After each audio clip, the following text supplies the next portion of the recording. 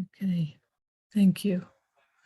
Good evening, everyone. Thank you for joining our weekly interfaith meeting for the promotion of unity and a greater future for everybody. So Colin is going to do our acknowledgement now, and after that we will have some music in our readings, and then I'll introduce our guest speaker. But thank you, Colin.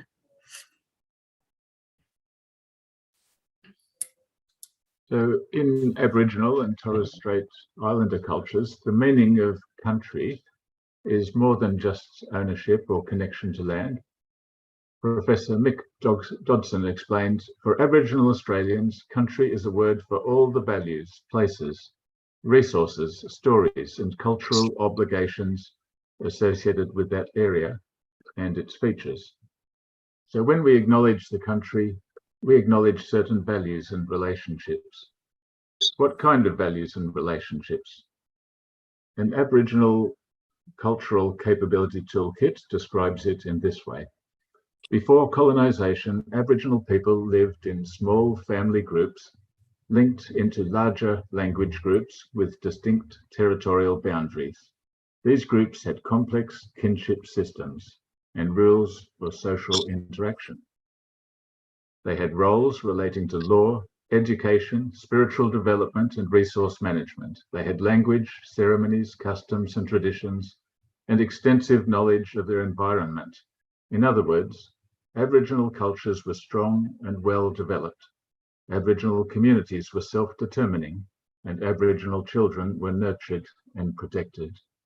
Therefore, I appreciate this opportunity to acknowledge that the country on which Jung and I live in the eastern suburbs of Sydney was, for thousands of years, a place where a material civilization existed on a spiritual foundation, where children were nurtured and protected, and the land was cared for by the Gadigal and Bidjigal people. Thank you.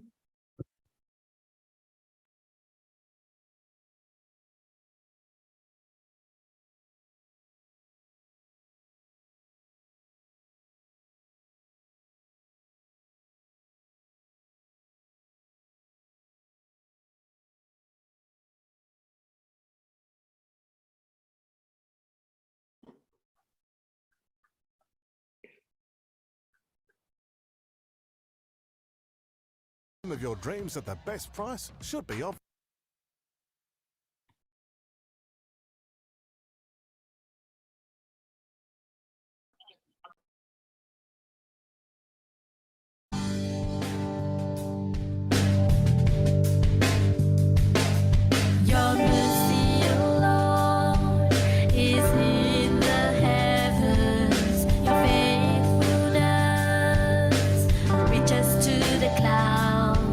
Your righteousness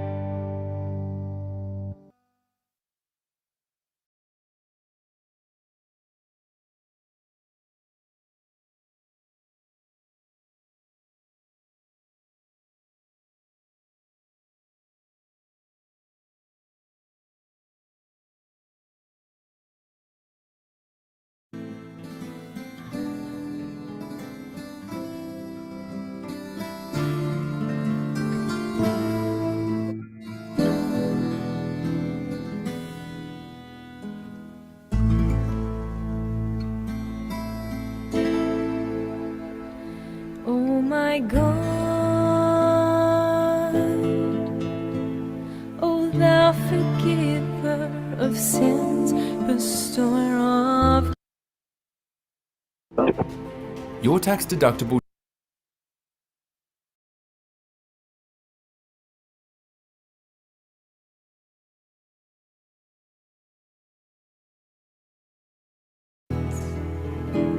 dispeller of afflictions. Oh my God, O thou forgiver of sins, bestower of gifts, dispeller of afflictions. Verily I beseech thee to forgive the sins of such as have abandoned the physical garment and have ascended to the spiritual world, and have ascended to the spiritual world.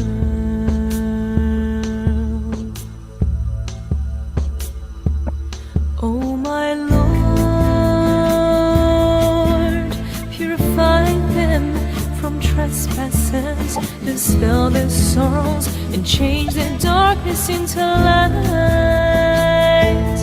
Oh my Lord, purify them from trespasses, dispel their sorrows, and change their darkness into light.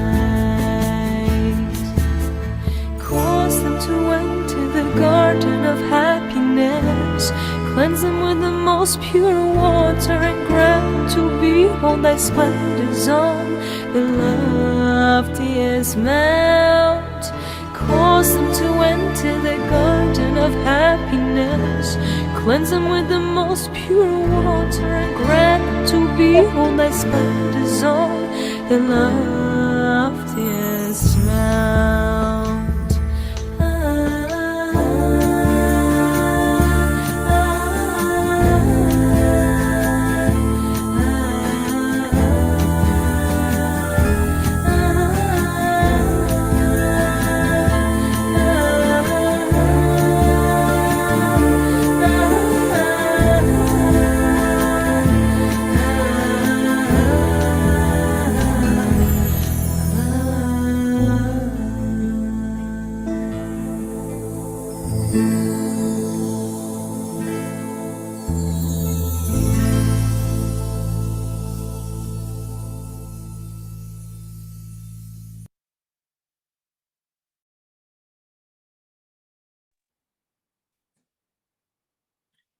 The mysteries of man's physical death and of his return have not been divulged and still remain unread. By the righteousness of God, were they to be revealed, they would evoke such fear and sorrow that some would perish, while others would be so filled with gladness as to wish for death, and besiege with unceasing longing the one true God, exalted be his glory, to hasten their end. Death proffereth unto every confident believer the cup that is life indeed. It bestoweth joy and is the bearer of gladness. It conferreth the gift of everlasting life. As to those that have tasted of the fruits of man's earthly existence, which is the recognition of one true God, exalted be his glory, their life thereafter is such as we are unable to describe. The knowledge thereof is with God alone, the Lord of all worlds. Gleanings from the writings of Baha'u'llah. Blessed is the soul which, at the hour of these separations from the body, is sanctified from the vain imaginings of the peoples of the world. Such a soul liveth and move in accordance with the will of this Creator, and entered the highest paradise, the mains of heavens. In mighties of the loftiest mansions will circle around it, and the prophet of God and his chosen ones will seek. It is companionships with them that soul will truly converse and will recount unto them that which it is had been made to under in the faith of God, the Lord of all world. Baha'u'llah.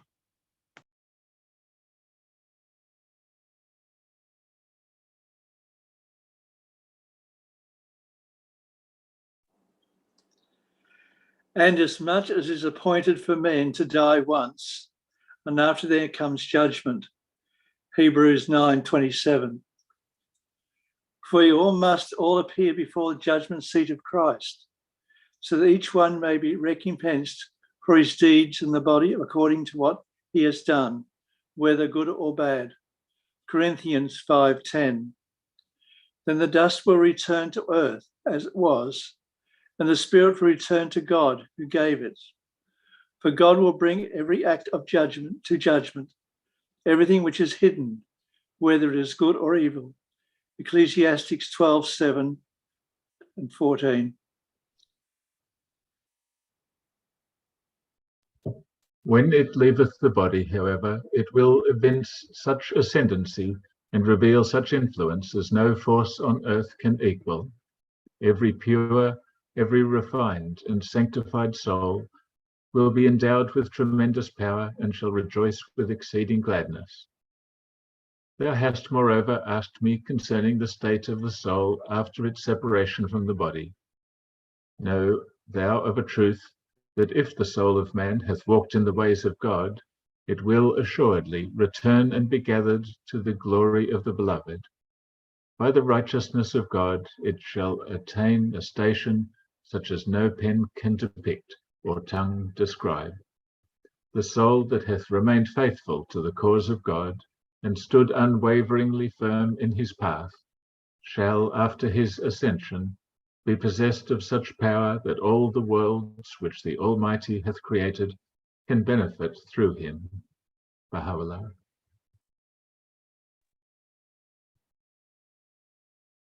When the human soul sought out of this transient heap of dust and reset into the world of God, then veils will fall away and varieties will come to light, and all things unknown before will be made clear, and hidden truths be understood. Consider how a being in the world of the womb was deaf of ear, blind of eye, and mute of tongue, how he was bereft of any perceptions at all. But once out of that world of darkness, he passed into this world of light. Then his eye saw, his ear heard, his tongue spoke. In the same way, once he had hastened away this mortal place into the kingdom of God, then he will be born in the spirit. Then the eye of his perception will open, the ear of his soul will hearken, and all the truths of which he was ignorant before will be made plain and clear. Abdul Baha.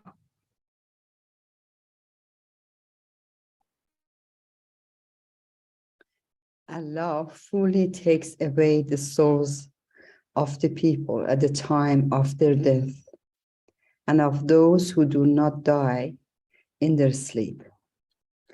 Then he withholds those on whom he had decreed death and sent others back up to an appointed term. Surely in this there are signs of the people who ponder in the same of God, the gracious, the merciful. It's from Quran. Every self will taste death. You will be paid your wages in full on the day of rising.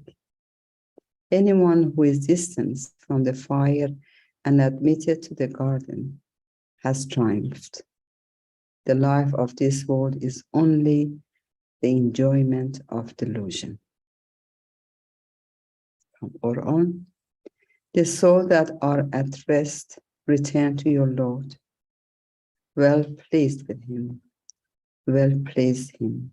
So enter among my servants and enter into my garden. Quran.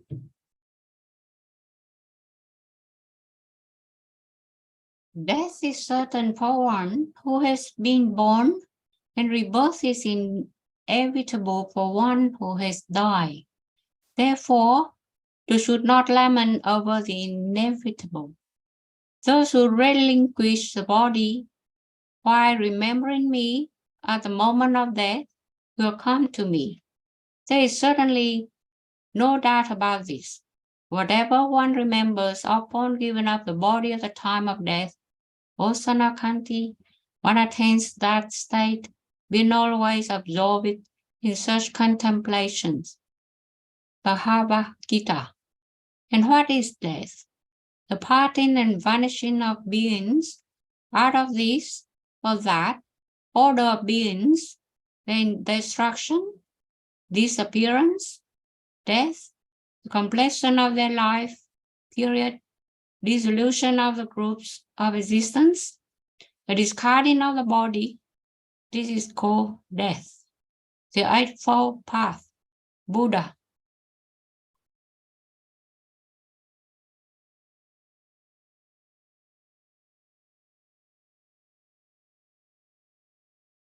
Mysteries of which man is heedless in this earthly world, those will be discovered in the heavenly world. And there will he be informed of the secret of truth. How much more will he recognize or discover persons with whom he had been associated? Undoubtedly, the holy souls who find a pure eye and are favored with insight will, in the kingdom of lights, be acquainted with all mysteries and will seek the bounty of witnessing the reality of every great soul. Even they will manifestly behold the beauty of God in that world. Likewise, will they find all the friends of God, both those of the former and recent times, present in the heavenly assemblage. Baha'i Faith.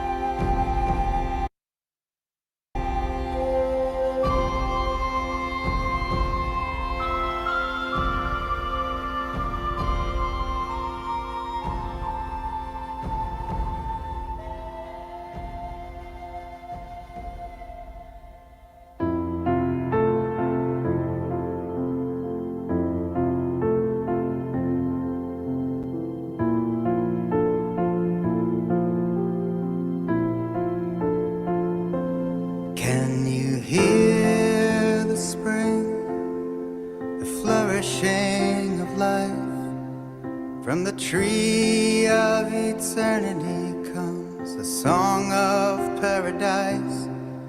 To the lovers and the severed ones, the poor ones and the kings,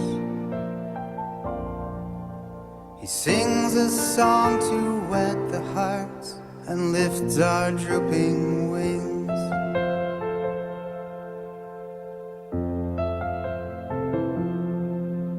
A dervish, a prisoner, father of the poor, he has drained the cup of sorrow that all may live in joy. With every passing day he takes a dagger to his chest. With trembling hands and weary bones he lays his head to rest.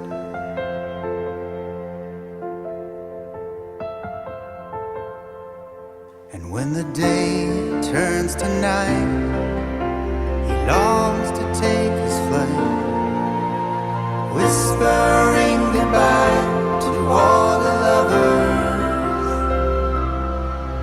And the fever drains his life, one last breath, one last goodbye. He is a king, and his kingdom will not die. He is a king, and his kingdom is nigh.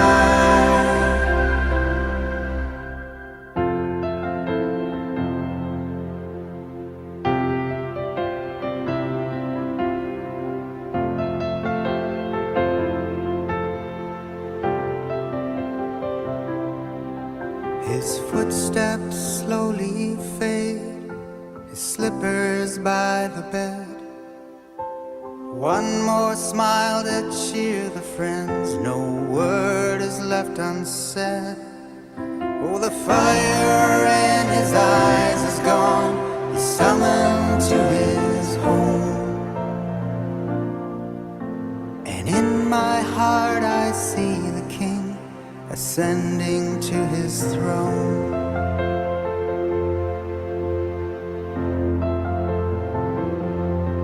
And when the day turns to night, he longs to take his flight, whispering goodbye to all the lovers.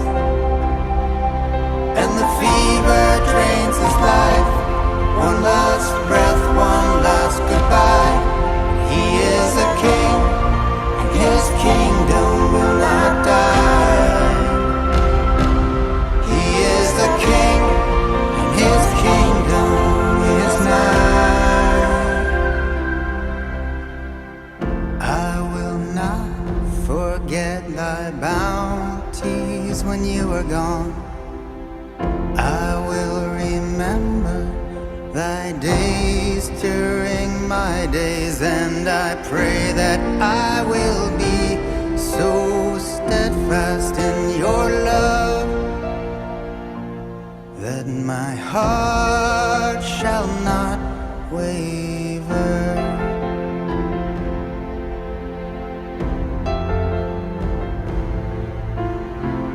I will not forget thy bounties when you are gone. I will remember thy days during my days, and I pray that I will be so steadfast in your love that my heart shall not waver.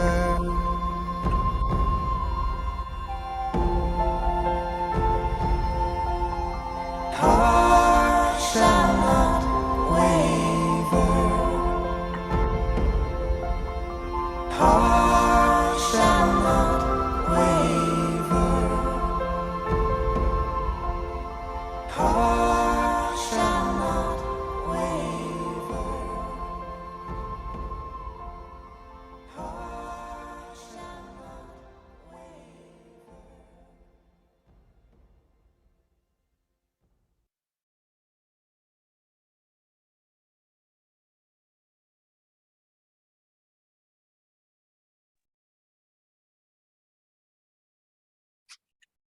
This was a song based on this tablet called Tablet of Ahmed by Baha'u'llah. And they made this song for the ascension of Baha'u'llah. That was 2 days ago, precisely 29th of May, early morning, 3 o'clock. Thank you, Tracy. Thank you. It's quite an amazing song. Anyway, thank you everyone for coming tonight and for doing the readings. And thank you, Colin, for that very good acknowledgement. And it's so good to learn more of what, when the culture was all intact, what it was. So thank you. And it can return to. So tonight we will be having a talk from Dr. Vinayanan, who is... Vinayakan. Say that? Vinayakan. Thank you, Siva. Sorry, Okay. my pronunciation is not that great, but we're having a talk tonight about the life after this one and near-death experiences. One thing's for sure, all of us spent time in our mother's womb before we arrived, breathing and seeing and hearing and speaking. And all of us will pass from this life. That's our inevitable journey. But we can learn some clues and we can prepare ourselves better through holy people and also other people's experiences. So Dr. Vinayanan is a surgeon and practices Raja Yoga and a committed family man. And I'm sure that we can learn a lot tonight for our own spiritual journey to help us to prepare for our inevitable passage. Thank you. So we'll hear him now and then we'll have a discussion afterwards. Okay, thank you, Tracy, for my introduction. And lovely to see you all. And Siva, who met in another Zoom meeting, and he invited me talk I gave to them actually. So let me share the screen. Sorry.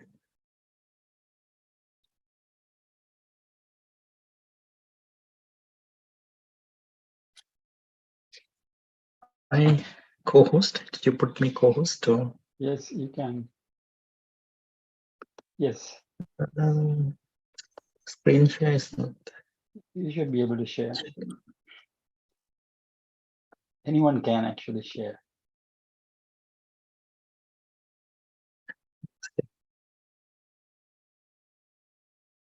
Ganesh has got 2 links, so maybe the other one needs to be hosted as well.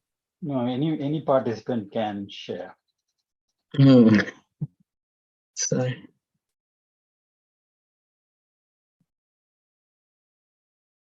Maybe you can exit that one and come back again and see. Yeah, I need to see that. I think only one of them you have made co-host. Yeah, you know, anyone can actually share their screen.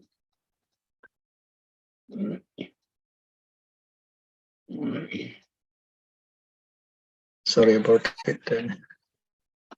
It's okay. Take your time. It's all right. These things happen, sir. On the Yes. While we so it was lovely to read your message on the paragraph as well. It ties with that today's presentation as well. Yes, I mean I chose this theme. Okay, you chose in such a way, is it? Yes. Okay. If you sharing your screen, Siva, it'll be very hard for somebody else to share. They can. Can No, someone? no, not at the I same think that is time. stop scaring, yeah. Can someone try? Can I can share my screen, try? but Only one when person someone of- else is sharing what you need to stop sharing your screen. No. Can you try now to share? Yeah, I tried. You had to stop it. Only one I person. think yeah, I think you have to stop your sharing, I think. Yeah. If you But it close is the asking screen. again, yeah. Did you try now? I tried, it is asking whether it will stop the other screen. I said yes, and then it stopped. Okay.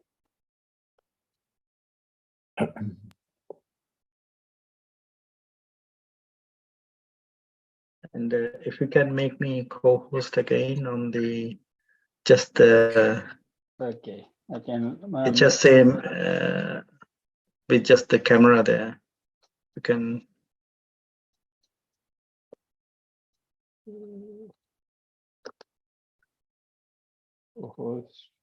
Yes. Both of them, make it on both. Yes.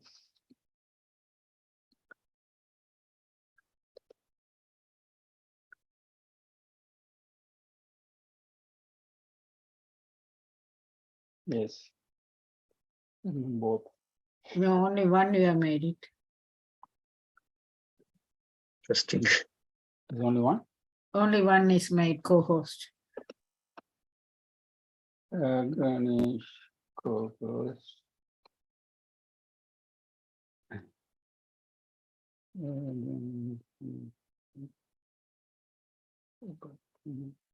When you try to share your screen, what do you see? Still, it says only one person as co-host. No, but I can share my screen. But when you try to share, Doctor, what do you see? What comes up? Allowing. Let me see with my other device. Let me check. I'm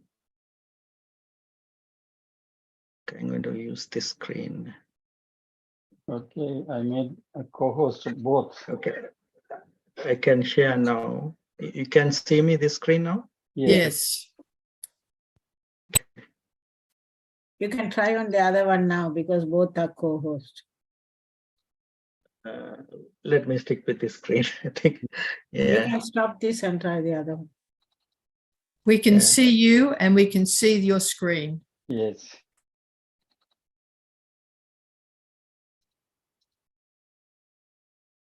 So,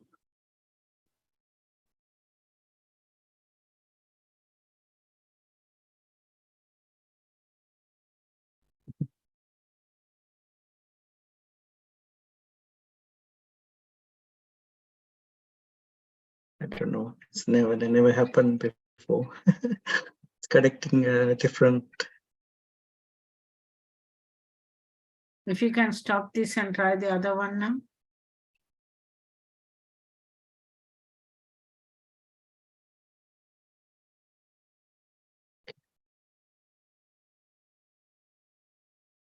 Not allowing the screen share.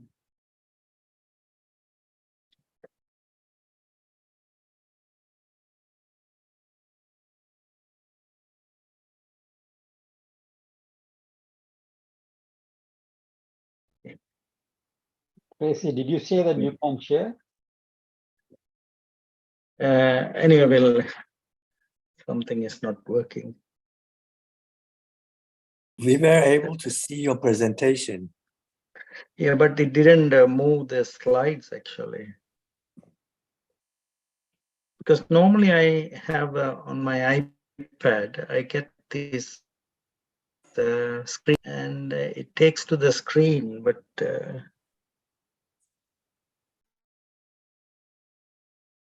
okay, let me speak. It's okay. We are running out of time. So this topic was selected and you start. I had few experience myself, and I have come across people had this similar experience as well.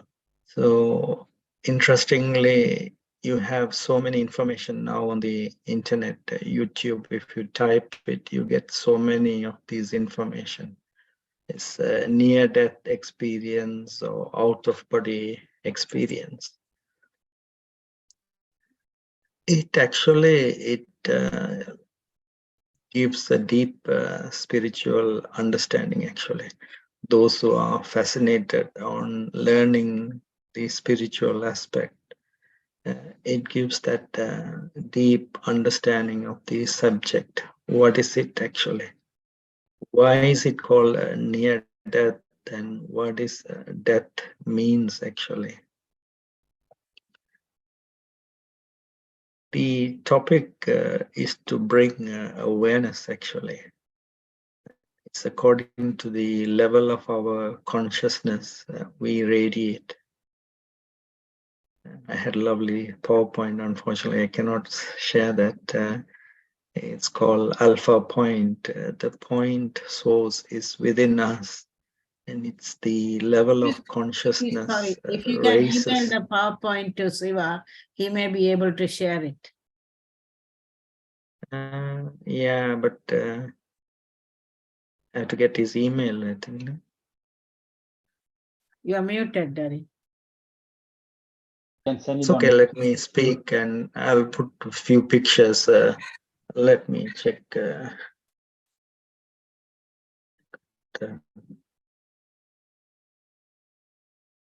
Anyway, it's okay. If it is stopped, So, if the presentation is stopped, it means that you have to go out and come back again in. It will start properly.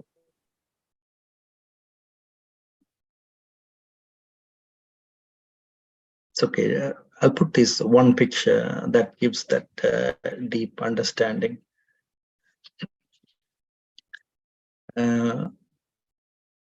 So aim of this talk is to bring raising awareness actually to understand the deep spiritual aspects actually. So Eckhart Tolle is one of the spiritual of this era. He said awakening of consciousness is the next evolutionary step of mankind. So it's according to the level of our consciousness we vibrate. We send out, we can't see these vibration. We send out. It's like a light actually. It's a frequency of light. Each one has a frequency. You can experiment and experience that light yourself. That level of consciousness radiate the 7 spectrum of light. Physical light has these colors. The level of consciousness has these same colors. It starts from red to purple and white actually. The purple is the enlightened consciousness. And the lowest is consciousness is of shame, guilt, grief. When we are feeling these feeling inside ourselves, it's actually we are vibrating around us, that same vibration.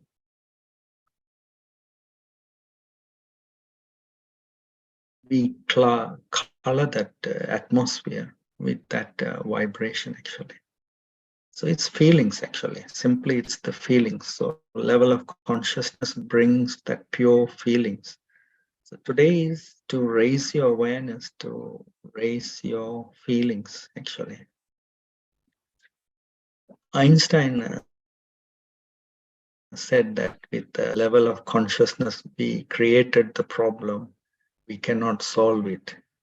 We need a new level of consciousness to solve the problem. So the near-death experience give us some tips and tools to understand the deep meaning of the level of consciousness.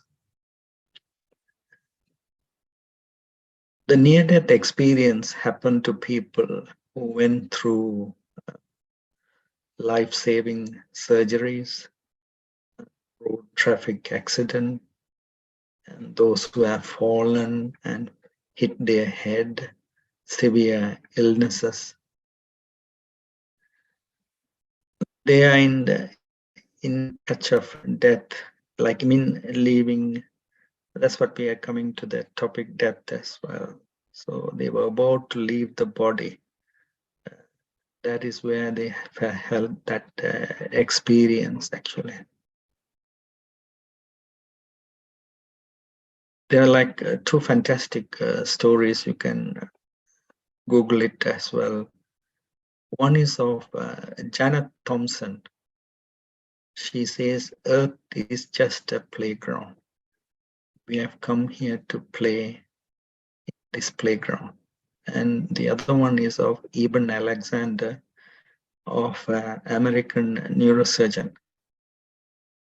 There are many, but these two fascinated me, actually. Eben Alexander's talk has been there for a long time. Since then, a lot of people have expressed their own experience as well. So coming back to Janet's experience, she was at home, actually. She's a young mother, and she is around 25 years old, and she had a severe pain in her abdomen, and she was sweating, and is unbearable pain, actually. She didn't know what is this pain, and she wanted some help, medical help, and only she could reach out one friend, and they brought her to the A&E. When she came to the A&E, accident emergency department, they couldn't find what's going wrong with her, actually. They were puzzled, and they were trying their best to come up, ease her pain. Suddenly she says, my pain disappeared. All the body pain disappeared. The next thing she says, she was out of her body. She was looking from above, from the roof. She could see what's happening to the body. Where the doctors were putting lines and fluids and resuscitating, and they were in a panic mode. She was describing it. And she said, next thing, she went beyond the room and the hospital. And only she saw, she said, I was in a form of light. She's a being of light. I only saw that place. I didn't see any bodies. I only see beings of light. They were all connected. Sparks of light. They were like interconnected, and they were moving. This is her experience, she's saying. And in another few seconds, she went beyond this universe. And she reached a place of light. She said that my ego died when I left the body, she said. That's what she describes. Everything died there. But I existed.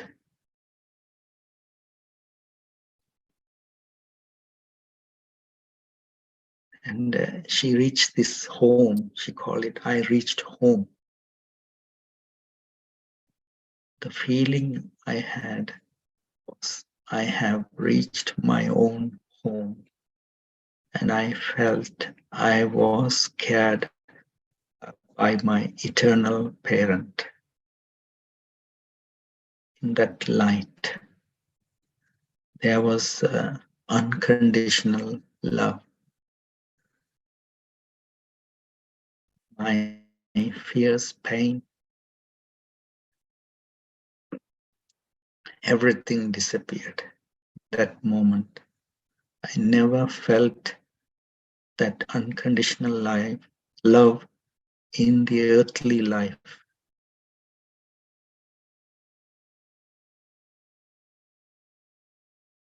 And she just sat there. And there was this silent conversation. And she called him as father. And he says, "Go back, my child." And she comes back to the body, and she felt the pain back. And by the time the doctors have figured out she had a biliary stone, which has triggered a sepsis in the body. She had a septic shock. And she was in the ICU, and she recovered, actually. So the essence, what we learn from here of stories, a factual story and experience, what is the eternal truth? The spirit is the soul, is eternal. And this body is like the costume. You know, put another picture, maybe it explains it more.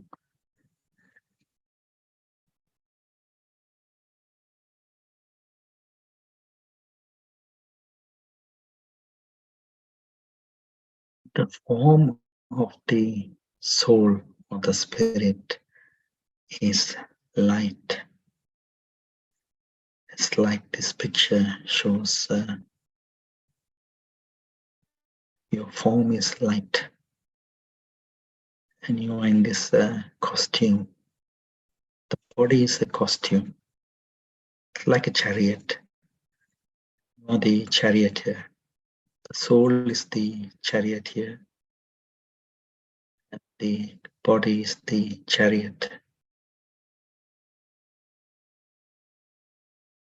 The soul is eternal, invisible, and eternal.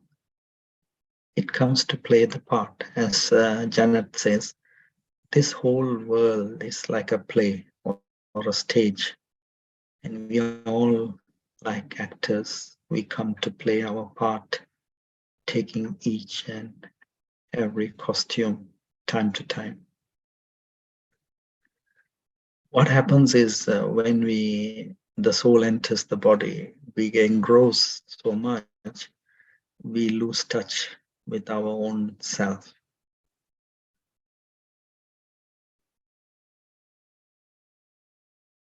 And then we identify ourselves with the limited identification of the body. Because since birth, we are given titles, names, gender, race, religion, nationality. These are like labels put to this costume. That consciousness, the soul loses its own identity, not knowing who we are. Coming to that eternal awareness is awakening, feeling that you are the being of light in this costume. As the song you played, in your light we see light. It's a nice verse. In that dimension of light, in his presence, you see your own real form. See the reality.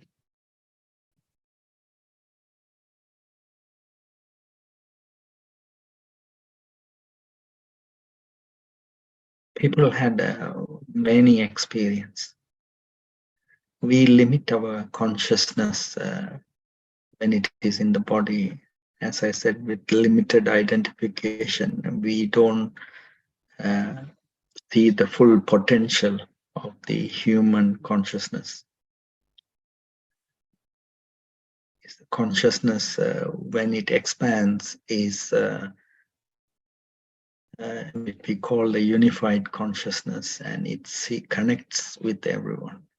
It connects with that unconditional love which is received from the Supreme.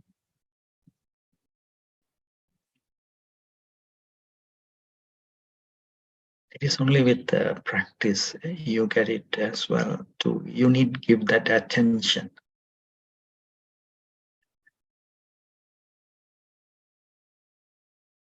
So how do you bring that attention? Some people has that visualizing ability, but other is the gentle care and thought. Have that feeling to experiment, to experience that eternal bliss actually. It is everyone's birthright to experience it actually.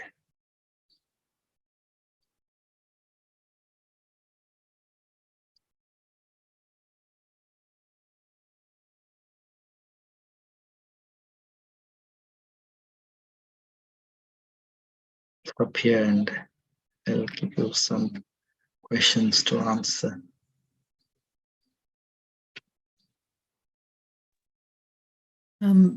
You said you had your own experience as well?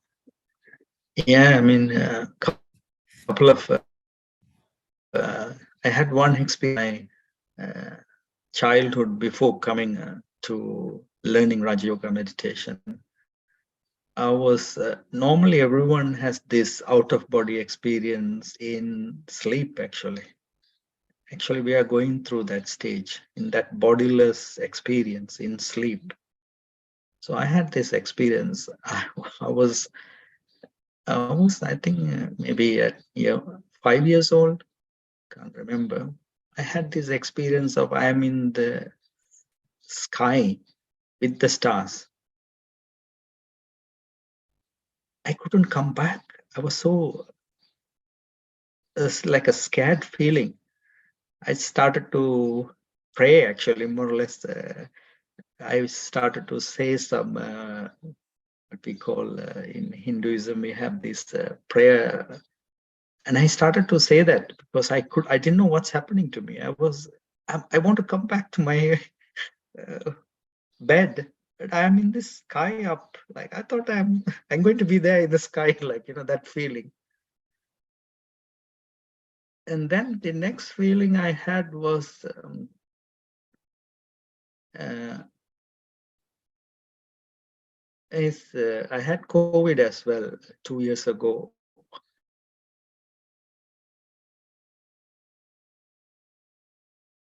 At that time, there was no cancer, and he had COVID. So I had all these protective masks and everything we did. But because in close contact we were with him, I had it.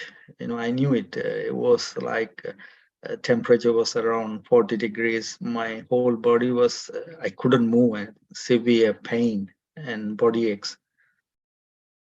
I was like bedridden for like a week, only just eating and sleeping. That was my duty. Then I was thinking, by the time I had spiritual knowledge and understanding, deep understanding. So I said, okay, let me, if this be my last time on earth in this body, let me leave and come to you. So I want to have this experience of the eternal Supreme Father. So I was in that moment, and suddenly I saw this bright, luminous light in front of me, actually. Same as that picture I put. He was just in front.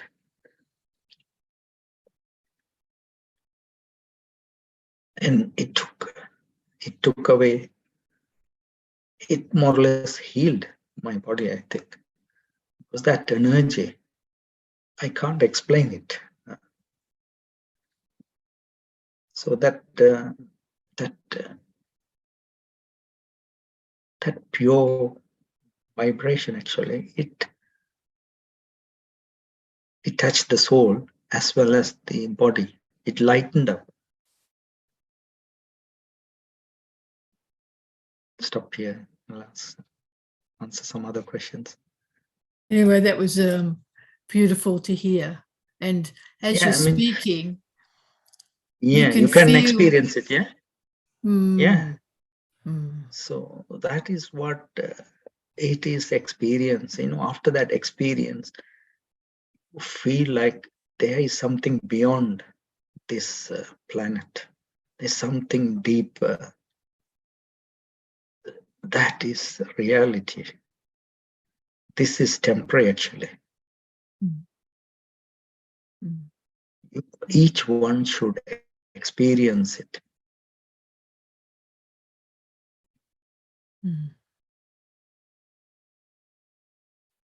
Thank you, Doctor. I agree with the whole what you said, but also it can be interpreted what you said according to the Hindu the Vedas and Upanishads. If you summarize the 4 Mahavakyas and try to understand, so you will understand finally that the soul, as we interpret, is actually consciousness. But it is not the absolute consciousness.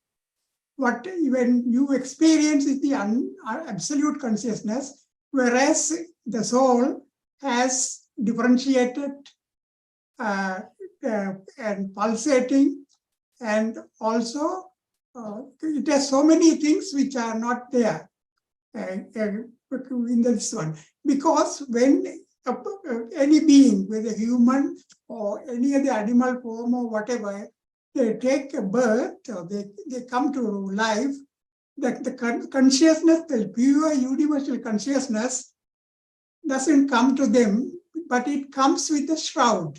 It's a illusion.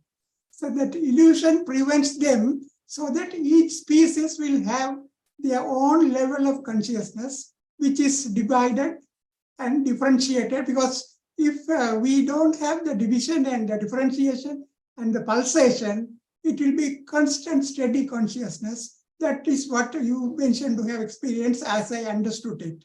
But since it is divided and differentiated, we see many. So that is how it is. So according to the Vedanta.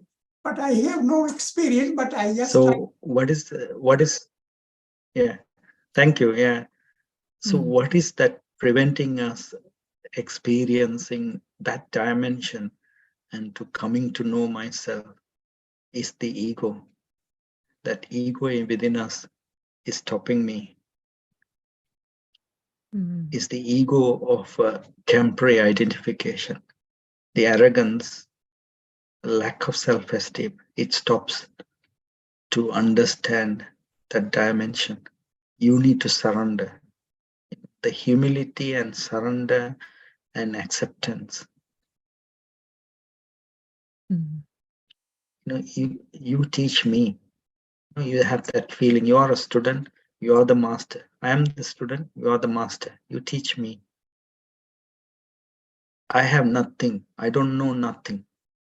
When you have that feeling, he starts teaching you. You need to break your ego. Even the ego is there, he thinks I'm right. You're wrong. That's where it ends, the spirituality. Here, breaking the ego is the experience, that dimension. Thank you. I think Siva's got his hand up now. And it's also interesting that you surrendered your life. When you surrendered your life, that's when you had the experience, that surrender. Yeah. Yeah, you see that experience, I am to come to you. That is surrender, actually. Siva, please, your comment and question. Thank you. First of all, I'd like to share this part of the screen, which I had it before as well, because I want to remind our consultation and discussion to be in a form that we'll try to harmonize the perspectives. It was a quotation from the Universal House of Justice letter.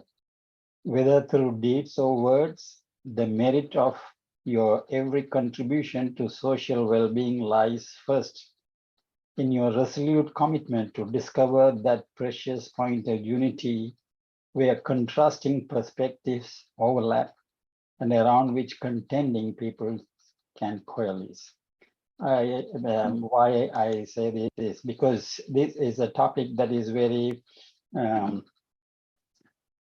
we have difference of opinions and overlapping opinions. Let us try to find a common understanding rather than saying that I'm right or he is right and wrong. That's one thing. The other thing is that please use the reaction button and to raise your hand so that the host can identify who would like to talk, and also limit your questions or comments to brief so that many people can benefit from this discussion. I think when Dr. Vinayan was giving a talk at another meeting, that's where I met him. So I thank him to have accepted. He has actually taken leave from his work to give this presentation. So I really appreciate your commitment. Thank you. Yeah, My pleasure. Thank you. Yes, and even before Ibn Alexander, Raymond Moody was sort of a pioneer in this field. I remember reading his works 40 years ago, so he must have started doing this well before that, and he documented very lot of people's experiences together and try to find common themes around this experience. Now, recently, I heard him talking on a YouTube, something called shared death experience, SDE, which is that when people are at the last stages of their life in the palliative care or whatever it is, the carers and the loved ones who are with this patient also experience that death of that loved one. And he says it is shared death experience. And so this is something that we cannot just disregard out of hand. It's something that we have to explore, and it is a very fascinating topic and interest. I just wanted to say, you mentioned earlier when you are talking, we all have this experience, you said, in the sleep. And Abdul Baha, in the Baha'i faith, the son of the Prophet founder Baha'u'llah, he said that man perceives in two ways: through the organs, eyes, nose, and ears, these five senses. And also he perceives without the use of these organs. And then he says, dream is an example of that perception, the spiritual perception. And he also says that like the five external powers, the spirit also have five powers: imagination, thought, comprehension, and memory, and a common faculty which actually connects the soul with the brain, he says. So I thought it might be something which we can try to use to understand what is this process that is going on. Anyway, thank you. Yes, actually, you're right. The soul seated position of the soul, we call the immortal throne. It's down here between the forehead, just behind the eyes. That is where the control center of the brain is, of the body. The soul connects with feelings, thoughts, and everything. As you said, the memories, experience, everything is the faculty of the soul. It connects with the, you have to think, this is the physical body. There is another body. It is similar to this body, is of just light. The same form of the body is in the same form of light. It's like you light up a candle in a vessel or a vase or something. That light emanates to fill that vessel. This is the vessel, and the light of that soul fills up the body. The imbalance of that energy is that where it expresses as diseases and all these things. Ancient wisdom, they knew how to enrich that actually. And here is, we are just connecting back to that soul awareness. Thank you. Vasantha, you. Yeah, question. Well, you said that everybody emanates light. So, and that, I have few questions. One is, okay, I emanate light to the level I am in, or do we emanate light depending on the condition? When I am angry, I different sort of light, or when I am peace and calm, when I emit a different form of light, or how do you explain that? That is one question. Okay, you can answer that one. So it is like a frequency. If you, I had the, I don't know, I had that picture. The enlightened soul has that frequency of unconditional love and of purity. It's like a non-physical frequency, actually. You can't say a sound frequency. This frequency is of light frequency.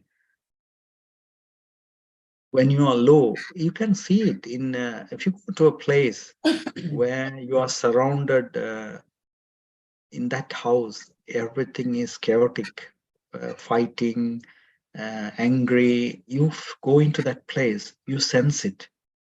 This place is something not right. You know, you can sense it. This atmosphere is not right. It is because that you have sent out, and this is the human consciousness is the change the matter. So the matter is just molecules. You know, the building structure is just molecules. What you see structures are just molecules.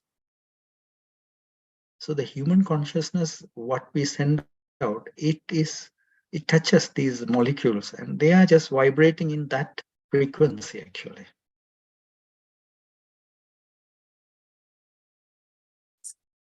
So that means we change frequency depending on level of our consciousness, level of our feeling.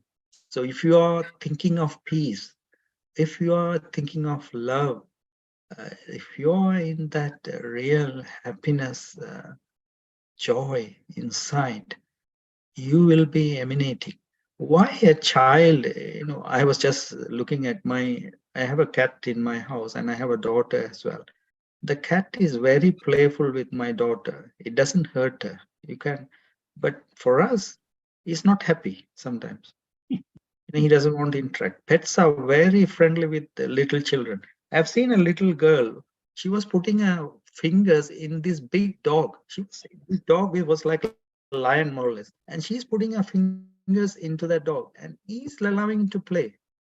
I don't think I can put my fingers, because a child is innocent. They radiate that pure, ego-less vibration.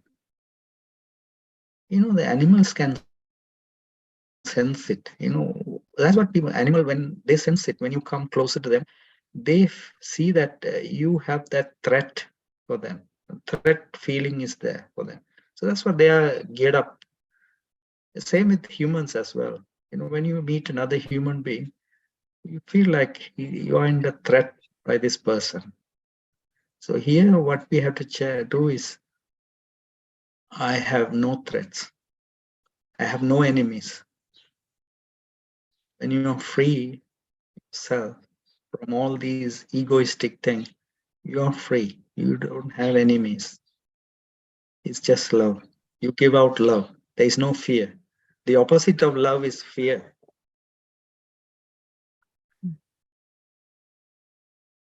Thank you very much.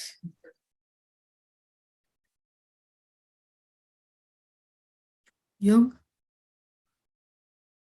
Thank you, Dr. Ganesh. It's very, very novelist sort of story that you've been mentioned, and I can see you are surrounded by the mountains. That's a screenfish. And but I live in an area of lakes and mountains as well in the northwest of England. Yes, but and so what I mean that near-death experience and out-of-body experience, I had plenty of them. By the gift of God, I saw the dragon came to me and I climbed on his head and flew over all the mountains all around the globe. And I said, so much freedom up here, we don't have to pay land tax. Because when we stay on the land, we have to pay tax. When we travel on a boat, we have to pay, I don't know, water tax or whatever. But when you flew with a dragon over all the mountains, out-of-body experience, it's so much fun. And then after the end of the trip, like long trip, then I came and come back to myself, no problem. But there's a question I just want to let you know that the soul has the power to change his whether he's bigger or he's smaller. Just like exorcist, when a soul of a man can join the body of a woman and change all the safe and everything, and the boy can go to the man, and that's why we have exorcists, to take the soul out of that body. So what I'm saying, because you're the surgeon, or you work in a surgery, if a shark bite the leg of a man off, so he will lose one leg, and he will have out of experience body, or he might be near death. So he lost his leg, and when the soul coming back, it doesn't go back to the full body. It will lose one part of the soul. So therefore, the soul has to squeeze itself in. And if it can squeeze in, the man will be alive. If it cannot squeeze in, he's outside, the man will be dead. So that's why you say, one hour dream, you think that you cannot come back to your body because something is not mismatched. That's how I think about it. So what I'm saying is, the soul actually is the brain or the heart and the feeling and love, as you say. So therefore, the man with his leg cut off, amputated, the soul still can join him because the soul doesn't come down to his leg. The soul will come to his brain and his heart and his feeling and his love by the gift of God, by miracle. Yeah. So as you said, depending on each soul's level of consciousness, as I come back to as well, you can be influenced by others. If you are not that, you are in the low level of consciousness, low vibration, other spirits can influence you. That's what you're asking? I'm just asking your experience as a surgeon, or you work in a surgery. Yeah. Okay, that part. Yeah, but that's called phantom leg, they call it. there is a phenomenon called phantom leg. Even they have lost their leg, they feel still their leg is there. That is because that initially when the soul came to the body, it gives that, as I said before, the vessel, the vessel, the shape of the vessel, the body shape is, it has figured it out. That's my figure. Understand? Even the physical part of the leg is gone, but the soul thinks still I got a leg, The soul is actually, it's a point of light. As I said, the costume and the soul is completely a separate entity. The soul gives the life to the body. Soul exists even without the body. So that's what we call disembodied souls. They're called spirits who are roams or wanders because they don't have a body to express themselves. Yeah, that's why they borrow somebody else's body. That's why we need That's what I said. To do our exorcism. Yeah, so that's what world is going in that direction. When you don't gear up and find a level of consciousness, you connect with God and you connect with Him and have that link, you have a protective aura around you. That is with practice. You need to fill that aura around you always with pure connections. So you can be influenced easily. That's why you call possessed. Sometimes you can be possessed. Okay, thank you. Thank you. Marina? And you're muted. Thanks, Ganesh, for your talk. I just want to know that near-death experience, does it matter whether you are a very highly religious person or even an atheist would get that? Yes, this surgeon, he was an atheist. Even Alexander, he never believed in God. He's a fully scientist. He's a neuroscientist. His life, if you read about him, he describes about that as well. He never believed in God. He went to Israel for a conference. He contracted a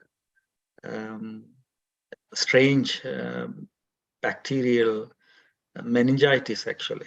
That's where he became into coma. And that's where he experienced his out-of-body experience and everything. And then he comes back into life, and they were about to switch off the machine. They were saying he no way return for this body. And he could see that. He was above and he was with that's what he describes. He is with his parent. He also explained this experience of all of the experience are universal. There is no religious or racial or gender or any experience. He says every experience you read, it's of universal. And he says he met his eternal father and parent, and he was taken by the wings of other angels to this dimension. And he describes his sister actually there. He never met his sister in his life. And he thought this is a familiar face I'm seeing here. It's the same. Some of the people who left the body, they met their grandparents on the journey actually. And they took them into this dimension. Is that why we say then, Ganesh, sometimes when, my elderly grandparents or someone has died, that when they're on their bed, they call, I see my ancestral mom or dad waiting there. And obviously we sort of, as kids, feel, I never met my something like great grandma or something like that. Is that something like near-death experience? They all feel like, I don't know, I have the full answer. Like that. Yeah, but I don't know what is the answer for all these things. I'm in the journey of experience and learning as well. But when I listen to these talks and everyone, that's what they're saying actually. Someone they can't recognize, because it's our own interpretation as well. Like, you know, when you have that feeling, you maybe it's that maternal, someone is there, like maternal or paternal one is with you, and someone who is related with you. And some of these experience, they say it's like a film. They say they go through that film. It has been in front of them. That film is played for them. What they did and what they didn't do, it's all shown to them, it seems.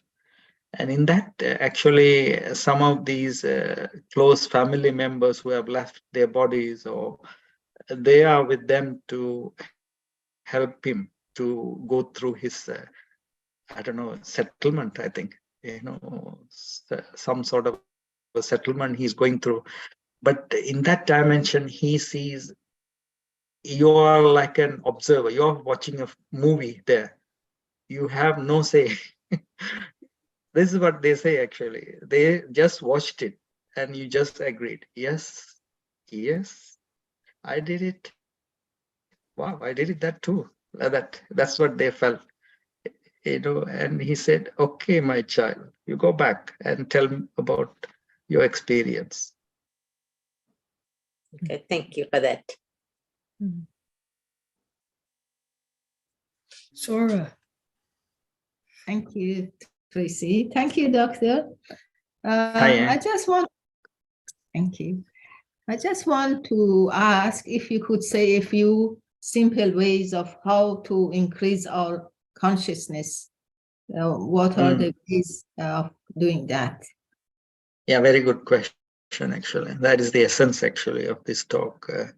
So I'll put back. So knowing these dimension is beyond religion, or there's nothing to do with religion or any teachings. If you see, God has been shown as light. He has been shown and expressed in many ways light. So first is to understand yourself, who you are. So just sitting, I'll just run through some words, and I'll give you it for 2 minutes, and you experience it, and then you can practice as well. The best thing is to go to one of these centers, Brahma Kumaris, or whatever you are practicing is good as well. Get those tools to energize yourself. So when you're sitting and breathing gently in and out, so take your attention to the center of the forehead.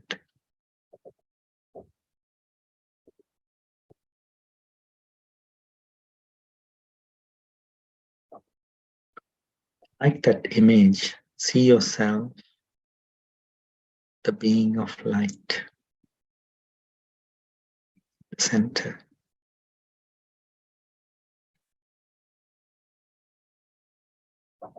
You have that full of power, love, peace.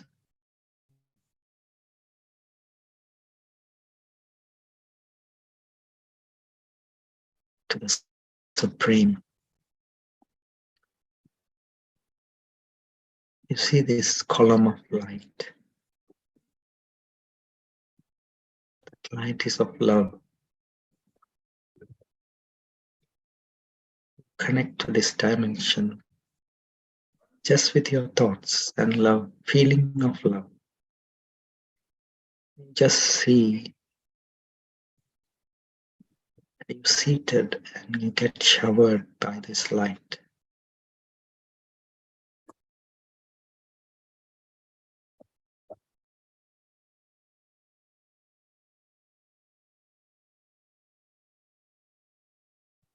You are close to your eternal parent.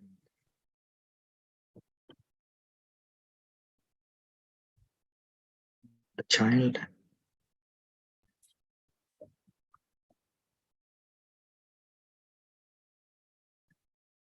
and he's your father.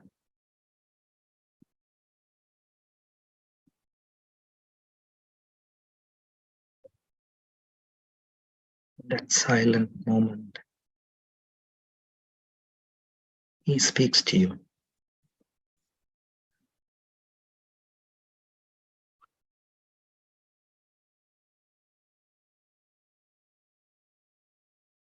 Just listen in silence.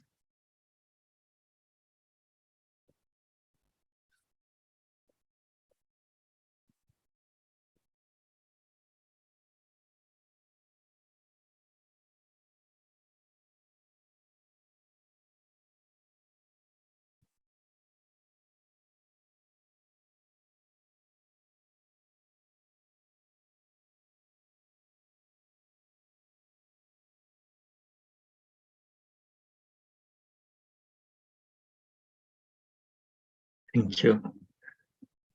You can return back to your awareness of the room. So it's actually in the morning hours is the best, and what you have to have a positive affirmation, you contemplate on it and you connect with him.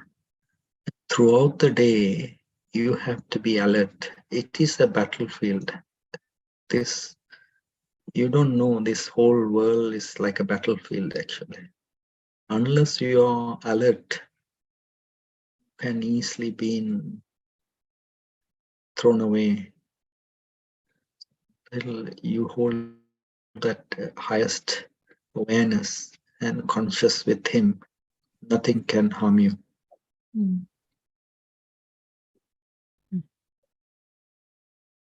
Thank you. Thank you so much. I have one more short question. Can I ask? I just, because you said someone says the world or here is a play, like we are doing a play. I'm just playing. Am I do the play myself, or are we like, I don't want to say robot, but are we doing the play? Could you explain that playing? What's my part? Am I doing it purposely? What I'm doing consciously, or I don't know. Say, it's like these are like models, like you can see to free yourself. You're not attached to anything. That is the feeling. You know, when you have children playing in the playground, what is the feeling you have? They just kick and play with the ball, happy, laughing and everything. Until we come and say, okay, this is my ball. You need to give me. That's where you attach to something. Then problems comes up. When you free yourself, it's actually to hold that image is to free yourself. When the play finishes, playground finishes, you have to go.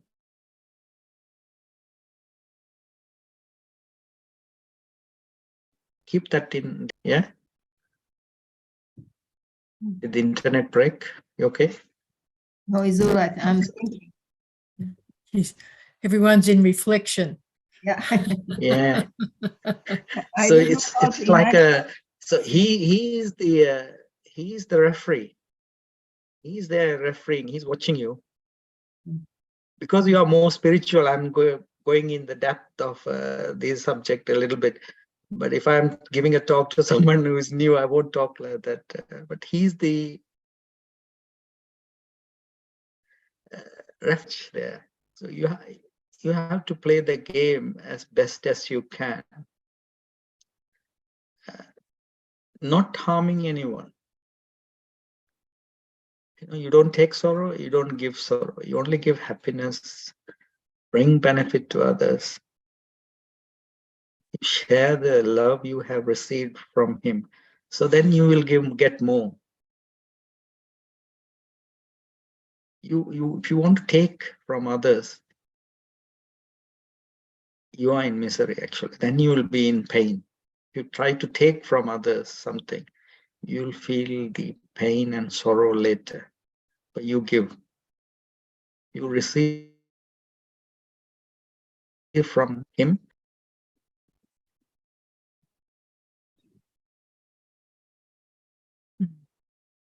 Very wise. Focus on giving and don't fight about who's got the best ball. Just play together. Yeah, you work as you play as a team. You know, you all as one team.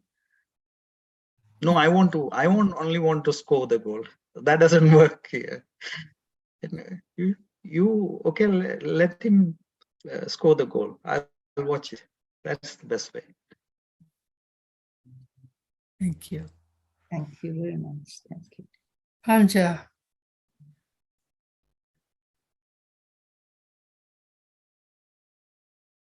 It's muted, I think. Yeah, you're unmuted. Sorry. I believe there are different types of experiences, Dr. Different types. So I don't know whether mine is one of those experiences of near death. Personally, I almost forget it, but I felt that what relevance has it got with the higher consciousness and the spiritual levels of life is that something happened which is so I can't still believe it, and I'm back to normal and I'm alive and I'm here today. This happened about 8 years back when just casually my husband said, "Hey, you are already above 60. Let's go and check whether we have cholesterol." So we went to check, and then there was a special machine. Now they have this, X-ray machine where you can go deep in and they X-ray their, heart and everything. And it's from Japan. So we went there, and then the doctor told me, "I see about 20% of calcium concentrate in your blood." So he said, "You better go and do an angiogram." So I was laughing to myself. I said, "Can't be. I'm okay. I don't have any symptoms, any difficulties, and I'm working." I was like a commissioner for oath, signing documents for public. And then I went for the angiogram. And when they did the angiogram, I was, before I went in, I was asked to fast. And then I went in to the hospital. And I was smiling to myself. I think they won't find anything. I'm going to be free. But when they did the angiogram, at the end of the result, they say, the doctor is a lady. She said, "Auntie, you have 4 blocks." She said, "You have 4 blocks." I still didn't believe because I'm feeling normal. I didn't have any signs of pain or what, slight breathlessness because I'm already past 60, and I didn't believe. But they said, serious, the team came up, the surgical team came up, and there was a professor in charge. He came and said, "Oh, you got to go for this bypass because your case is, only bypass can be done. You cannot do stenting. Stenting is angioplasty." So he said, "Oh, we have to fix a date for you." And I was still thinking it's impossible that I have a heart problem. However, medical results show that I have to go. So I went, and I was thinking, okay, I couldn't sleep from the day the doctor told until the day of the surgery. I couldn't sleep. I was going through a lot of mental torture. And actually, I have grown-up children, and my husband is matured senior and he's retired. So I said, in the end, I came to the conclusion that I was ready for it. I wrote my will. I even got certain things ready, my photograph and my veil to wrap me, the white silk and all, put it in a bag and got it ready. In case I don't come back alive, I will be buried. Okay. What happened was they did the bypass. And after bypass, I went for physio and regular follow-ups and all. And I was recovering. I did the physiotherapy exercises and all that. And it's almost a year. I did the surgery 24th February 2014. And 2015 May, I went back. They did some scanning and said, "Oh my God, your four vessels are thrombosed." thrombosed. We don't know what to do. Probably you have to go for MRI or you have to do the surgery again. And I was furious and I don't know what to say. I said, cannot be. Cannot be. This is a mistake, you know. How could the surgeon not do the right thing? Because what is wrong? He did the bypass. And here they say it has failed and thrombosed. That means the blood clotted at the 4 chambers. The vessels where they did the bypass. So I was very unhappy. I said, okay, I was very bold as well. I said, that comes once, but Krumi, it is coming again. I think I won't survive. So I asked permission. Please give me time to go and visit my grandchildren. I took about 2 months, but the specialist said, no, it's dangerous to travel in your condition. I said, doesn't matter. I think I need to go. So I went, spent about 2 months with my children in Fiji, came back. Then a good friend of ours came. He referred my case to the National Heart Unit in Malaysia and called upon his good specialist, head of the cardiology department. She's a lady, and told her, you are the only one who could handle this case. Can you please do it for me? He's such a wonderful doctor who saved my life, in fact. So I went, and she was also telling me this is 60% risk. So you better call all your children and be ready, and I'll try my best. So I went. My children came. In fact, one child didn't come. She's far. And then the doctor asked, are all of you aware that this is a very high risk procedure? Because earlier they couldn't do, they did the bypass.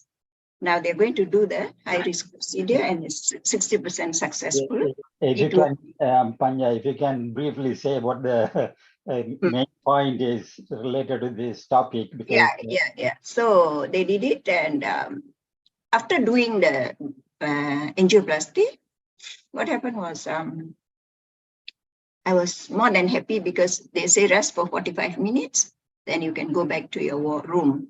So I rested, and then I was very happy when the blood circulated, and the doctor said, hey, your heart is pumping very well, it's very good results.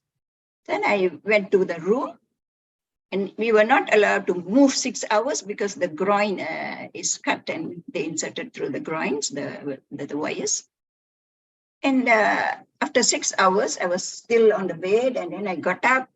I went to the ladies, and there I had this experience that, it was going round, the world was going round, and I was going into a deep, deep, deep, beautiful sleep.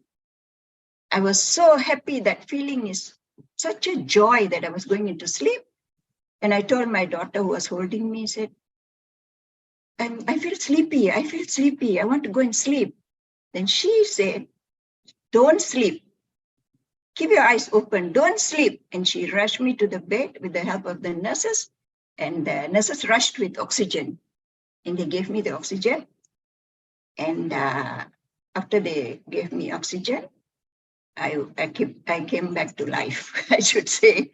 So I can't believe what I went through.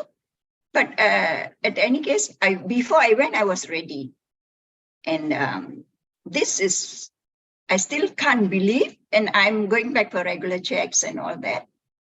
Now I'm on a few medication, and I go for checks. But one thing is, every day the fear comes, anything, wrong with your heart or your bone and all. Is it, am I dying? Am I dying? And then slowly I'm getting over it. I said, no. Even if it's tomorrow, I'm ready. I can't be living like that. Every day thinking of my heart and what I went through. It has like sort of traumatized my living, I should say that. But I have strong faith in God and said, He has His time. I have to go through this experience to strengthen myself and my spiritual consciousness, and I should be ready at any moment. And I'm okay. I'm happy and I'm alive. Thank you. So anything you can comment on this kind of experience. Yeah. Thank you for your sharing. Thank you. Wonderful story. Well, you know that when your time does come, Panja, you know that you're going to feel like you're going home into a deep peace. That can be a comfort. You've already experienced where you're going, and it was lovely. But now you can enjoy each day, but you can have in the back of your mind, when it's over, it was a good place. So that's a good thing. Yeah, I was asked to go and encourage the others having surgery. They are in fear. So you go and tell them everything will be okay, children and women especially. I'm supposed to go and volunteer and help them. And also I remember this, normally when a risky case, when we go in, and they always say, when you see light, go towards the tunnel, go towards the light. Don't come back, go towards it. That means I also knew that before I went. I said, if I see light, I'm going to go towards it. But I didn't see light. I was going into the heavenly sleep, which was so beautiful. I wish I sleep that way and I just pass. That will be my best reward from God if I ever can get into that. It's beautiful, very beautiful. Yes. Good on you, Panja. Good on you. I like your story. I think that William Shakespeare is writing about we are all actors on the stage is correct, because just don't worry about anything. Life is meaningless, and just enjoy your day by day. That's how I understood it when I was 18. I studied that William Shakespeare. So when he said about that philosophy, meaning of life, meaningless. Yes. Thank you. Thank and you. Also I think it's Ahmed's turn now. Yeah, Sorry, thanks. Siva. Thank you for your presentation. It raised for me a number of questions and also a number of comments that I want to make. First of all, you said God is like light. Do you mean metaphorically, of course, no? Not actual electromagnetic wave. Is that true? Sorry, my internet disconnected a little bit. What was it? The question you said? God is light, is it? Yeah, you said God is light. I assume that you are talking as a metaphor rather than electromagnetic wave, which is a physical thing. Yeah. It's not a metaphor as well. It's not a metaphor, and it's not a physical light as well.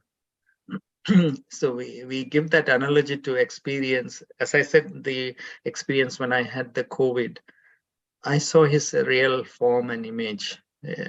Then I realized, if you look at all the religious scriptures, they say he's light, a form of light.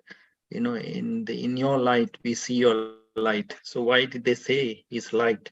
He's not physical light. Well, the simple thing you can come to understand is like, you know, the matter is not light initially, you know. The atoms are not light, but when the atom is split, the atom is so energy. It's a small point, tiny grain, and in that there is so much energy. It explodes. There is light. Here, this light is made up of feelings, and that is a light as well. This light is non-physical light. Well, it's only with experience. To me, the scriptures are using the light as a metaphor when they describe. No, actually, it's real. It's real. It's not metaphor.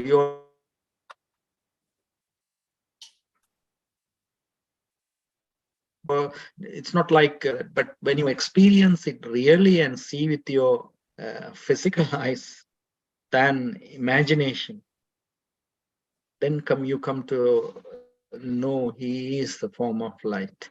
Because the experience I had when COVID is I saw him with the physical eyes. It's like a golden, I describe it again if you like to see, picture in your own screen of your mind and see a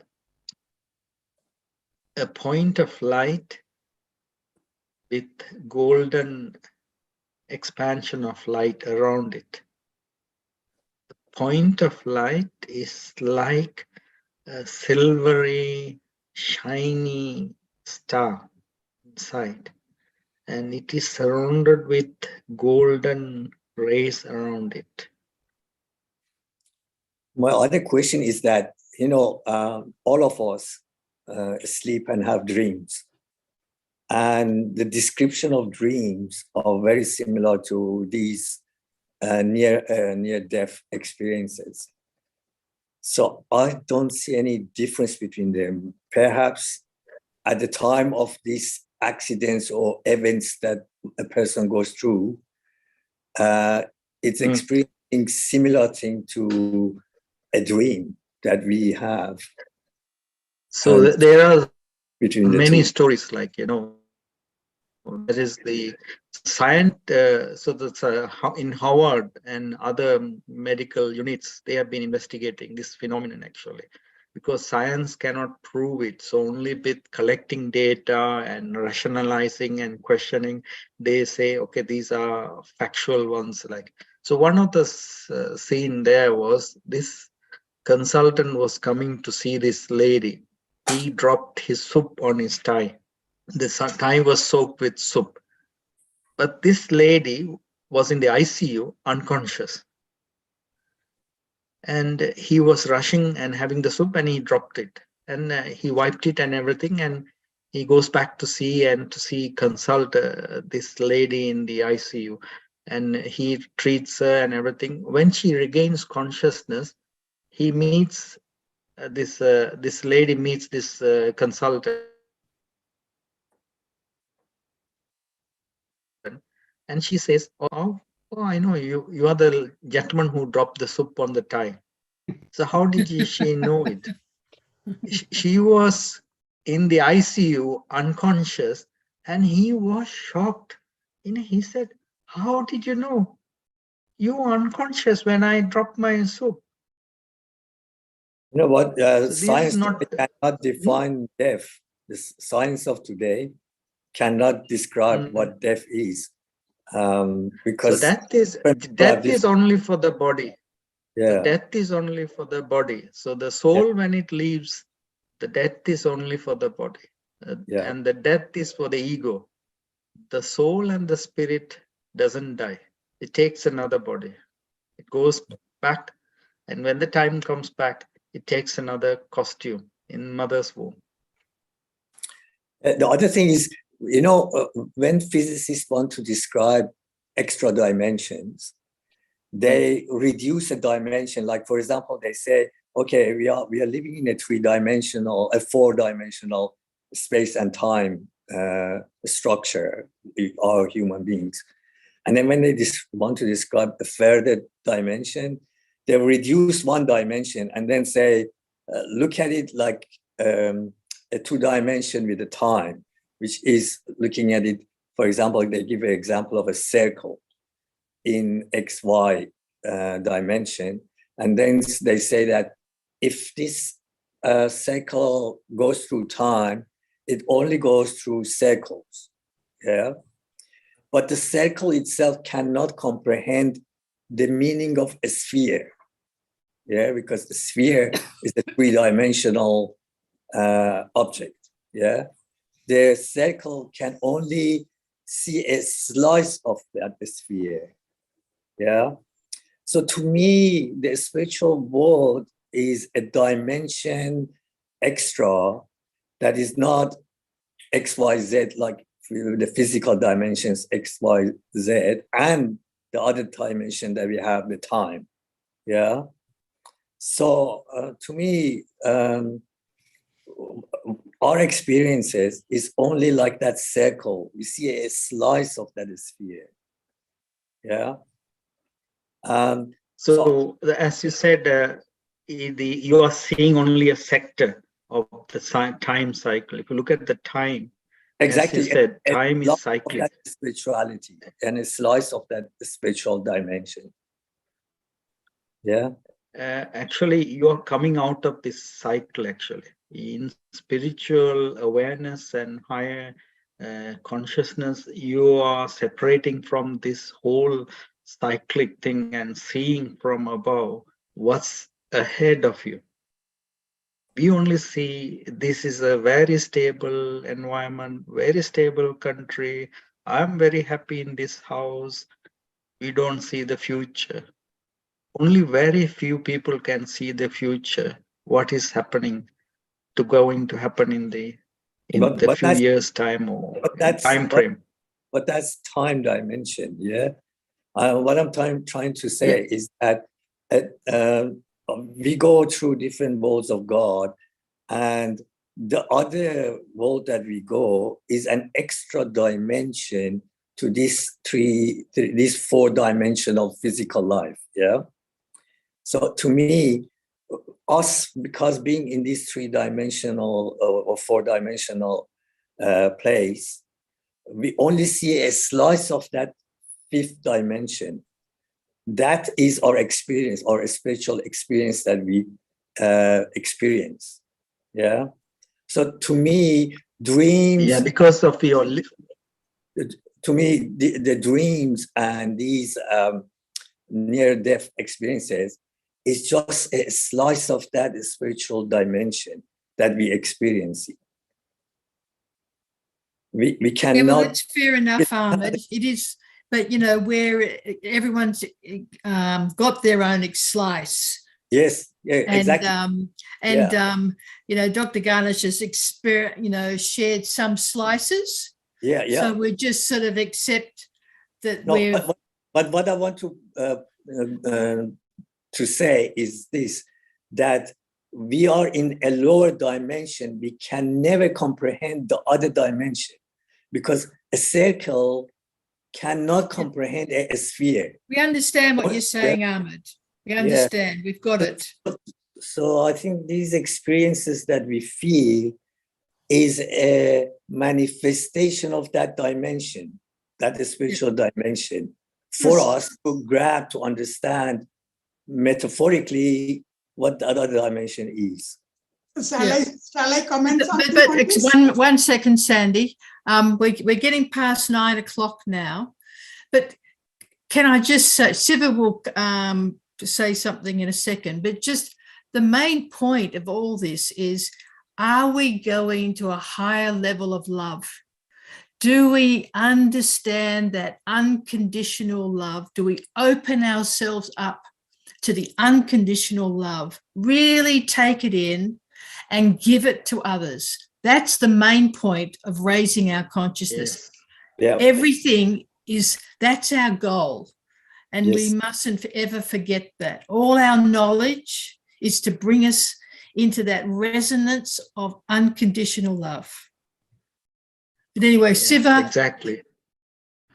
Yeah, exactly, Tracy. You know, we don't know our capacity to understand all these only limited at the moment. For us is to learn something what we have got it and give that unconditional. Don't give sorrow, and that highest consciousness. In time, you will learn more. With time, it opens up more. When the awareness opens up, you will see things more clearly. Until then, be patient. Okay, thank you. And Siva. Yes, but Sandy, if you can be brief, you can comment, Sandy. Yes. You can give a brief comment. Yes, a brief comment is that, what the doctor was saying and what Ahmed was saying, both are correct in one sense, because this universal consciousness, as Dr. mentioned in his this one, it is beyond the dimensions we see with our five senses of eye, ear, and things like that. Because that universal consciousness, if you perceive through your eyes, you will see it as light. If you perceive through your ear, you will hear it as a sound. Some people call it Om, or very various things like that. And there is also a reason to believe that the Hindu Om and the Christian Amen came from that type of an experience, that sound experiencing through our ear, that organ. So each one try to experience that universal consciousness through one of these organs. It will appear as one, but the real consciousness is beyond the five senses. And again, just another clarification is that your doctor mentioned about that physical body and the astral body. It again is without, the astral body is without the physical aspects. And if you go back into the five elements of the air, water, fire, ether, and earth, the earth is, each of the five elements is subdivided into five, that is, there are 25 elements. So in the astral body, out of these 25 elements, only 19 elements are there. That the complete five elements of the earth is completely missing. But the astral body has its own sense of seeing, smelling, tasting, and all those things. But that is what we experience in the dream, as what that is what Ahmad was mentioning. Okay. I'll stop there. Thank you, Sunny. I think as our MC said that time has passed, it's almost 9:10. Yeah, so I like to thank Dr. Vinayan for taking his time off from his work to give this talk and taking us through a higher level and increase our curiosity. Just wanted to briefly say, Marina actually asked whether this experience can be for anyone. As Dr. Vinayan said that when he was 5-year-old or 6-year-old, he had this experience. So this is not limited to anyone. It is a connection between us and God, therefore this way. And the play, Zore was talking about the play. Baha'u'llah in his, he says when he was a young man watching a wedding ceremony of his relations, then he saw a puppeteer coming and doing puppet show and then put everything in the box and then he's going. And then he was saying that this is like this worldly life. There is a hidden word from Baha'u'llah which says, "O son of being, with the hands of power, I created thee. With the fingers of strength, I made thee. Within thee have I placed the essence of my light. Be thou content with it and seek not else. For my work is perfect and my command is binding." Here, Baha'u'llah, talking as God to the people, says that I have placed the essence of my light within you. So the word light is used when Dr. Vinayan was trying to say that God is like a light. It is not physical light, but some light. If you can understand this light, then there is something like that. Anyway, with that, we hope we can meet again and have such discussions, lovely discussions. There may be many people who wants to talk, but the time is up. Thank you very much, Vinayan. I think it's all about revelation. I think Ahmed want to talk about revelation, something similar to dimension that he mentioned about. So manifestation, revelation, when God comes to you, you don't really have to search for God. He's Ave Maria. God comes to you. God bless you all. Thank you. Thank you, Doctor.